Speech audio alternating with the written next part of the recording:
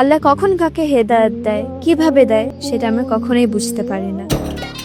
Glamour জগৎকে বিদায় জানানোর পর নতুন জীবনে পা রাখার খবর দিলেন কন্টেন্ট ক্রিয়েটর ও অভিনেত্রী সিমরিন লুবাবা।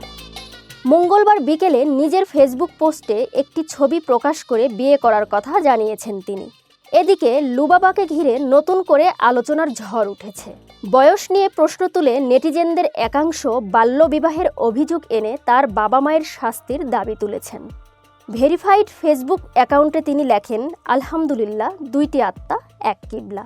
দুনিয়া এবং আখিরাতের জন্য আল্লাহ আমাকে একজন দিন শেখার সঙ্গী উপহার দিয়েছেন।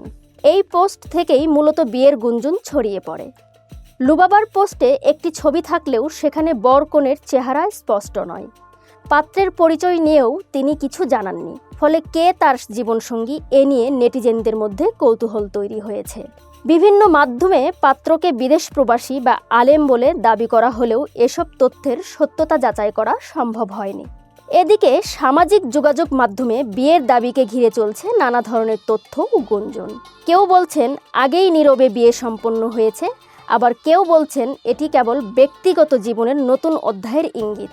তবে এসব দাবির পক্ষে নির্ভরযোগ্য কোনো প্রমাণ পাওয়া যায়নি। সিমরিন লুবাবার বয়স তুলনামূলক কম হওয়ায় বিষয়টি নিয়ে সামাজিক যোগাযোগ মাধ্যমে আইনি দিক নিয়েও আলোচনা দেখা যাচ্ছে। নেটিজেনদের অনেকের অভিযোগ বাল্যবিবাহ করেছেন লুবাবা। তাদের মতে লুবাবা এখনও অপ্রাপ্তবয়স্ক। বাল্যবিবাহ নিরোধ আইন 2017 অনুসারে 18 বছরের কম বয়সী মেয়ে এবং 21 বছরের কম বয়সী ছেলের বিয়ে হলে তা বাল্যবিবাহ। তাকে 15-16 বছরের কিশোরী দাবি করে এ অভিযোগ আনা হচ্ছে। আর এসব বিষয় নিয়েও কোনো প্রতিক্রিয়া দেখায়নি লুবাবা কিংবা তার পরিবার। যদিও লুবাবার বিয়ে হয়েছে এমনটি নিশ্চিতভাবে বলার মতো কোনো নির্ভরযোগ্য তথ্য এখনও পাওয়া যায়নি। তার বয়সের বিষয়েও সঠিক তথ্য জানা যায়নি। আমার বয়স হিসেবে আমি বেশি পাকনা পাকনা কথা বলি। সিমরিন লুবাবা ছোটবেলা থেকেই মিডিয়ায় পরিচিত মুখ। প্রয়াত অভিনেতা আব্দুল কাদেরের নাতনি হিসেবে খুব অল্প বয়সেই অভিনয়ে আসেন। শিশুশিল্পী হিসেবে জনপ্রিয়তা পাওয়ার পর নিয়মিত অভিনয় ও মডেলিংয়ে কাজ করেছেন।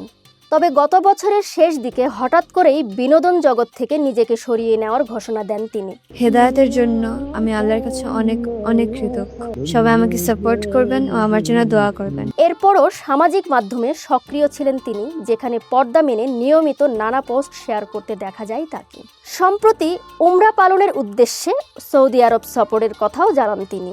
মদিনা থেকে মক্কায় যাওয়ার পথে একটি ভিডিও শেয়ার করে নিজের দীর্ঘদিনের স্বপ্ন পূরণের কথা জানান লুবাবা।